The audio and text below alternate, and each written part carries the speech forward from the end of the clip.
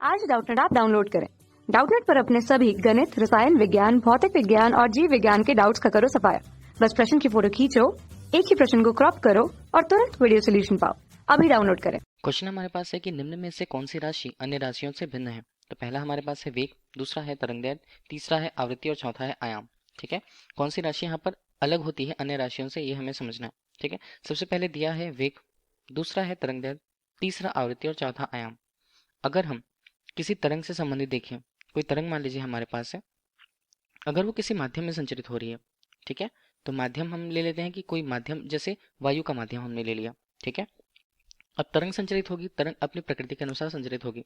अगर हम उसे कहें कि वो अनुदैर्ध्य प्रकृति की है, तो वो माध्यम में जो उसके कण होते हैं, माध्यम के जो कण होते हैं, वो तरंग संचरण की दिशा के अनुदिश संपीड़न और विलयन करते हुए कंपन करेंगे, तो उन्हें हम बोलेंगे अनुदैर्ध्य तरंगे।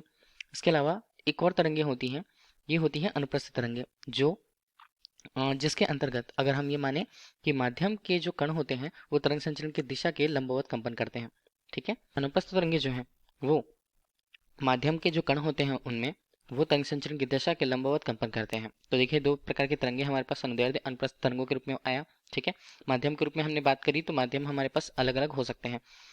ठीक है, अब अगर हम तरंग संचरण से संबंधित उसके विस्थापन और समय के मध्य आरेख को देखें, तो अगर चलिए हम अनुप्रस्थ तरंग के रूप में ही उसे बता रहे हैं। ठीक है, तो तरंग किस प्रकार से संचरित होती है वो हम समझाते हैं यहाँ पर।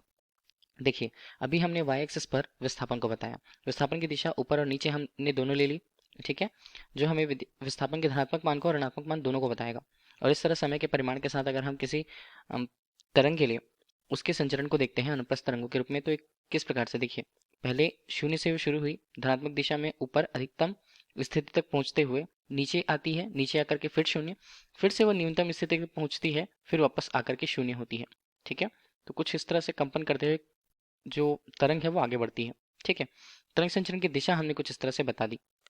अब हम ये बता रहे हैं इस पे कि देखिए, जो विस्थापन यहाँ पर हो रहा है, मतलब यहाँ पर देखिए शून्य की अवस्था से वो शुरू हुआ है, शून्य की अवस्था पर वापस फिर से न्यूनतम अवस्था पर और वापस शून्य की अवस्था पर आता है, तो इसे हम बोलते हैं, ये कंडीशन जो कहलाती है वो एक दोलन कहलाती है।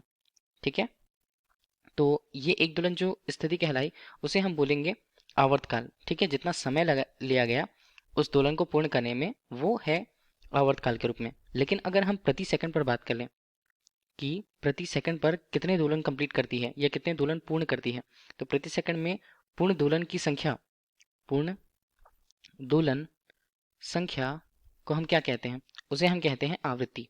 ठीक है, तो ये आवृत्ति हमारे पास हुई। इसके अलावा देखिए, ये किससे संबंधित है, ध्वनि के संचरण से संबंधित है।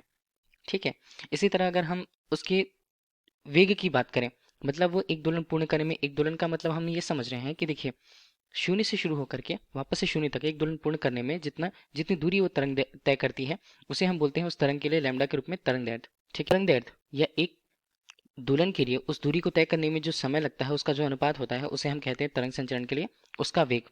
देखिए, ये तीन टर्म्स हमने देख लिए। अभी हमने बात करी है आवृत्ति की, हम तरंगदैर्घ्य की और वेग की। ठीक है, ये तीनों टर्म्स किससे संबंधित हैं, तरंग के लिए उसकी गति से संबंधित है ये तीनों टर्म्स। ठीक है, जबकि लास्ट हमारे पास है आयाम। आयाम किसे कहा जाता है, देखिए, विस्थापन हो रहे हैं, कणों का विस्थापन अगर होता है तो कणों का विस्थापन जहां पर अधिकतम होता है तो हम उसे ही विस्थापन वाई के रूप में ले लेते हैं। ठीक है, अनुप्रस्थ तरंगे, देखिए, ये वेग से संबंधित नहीं होता है, वेग या गति से संबंधित नहीं होता है। वाई का मान यहाँ पर मैक्सिमम के रूप में अगर हम देखें तो वो ए के रूप में होता है और इसे ही हम कहते हैं आयाम। ठीक है, तो हमारे पास जो पूछा गया क्वेश्चन पे कि कौन सी राशि अन्य राशियों से भिन्न है, वो होता है आयाम। ठीक है, थैंक यू। कक्षा 6 से 12वीं से लेकर नीट, IIT, JEE वो एडवांस के लेवल तक 1 करोड़ से ज्यादा छात्रों का भरोसा। आज ही डाउनलोड करें डाउटनेट ऐप या व्हाट्सएप करें अपने सारे डाउट्स 8400 400 400 पर।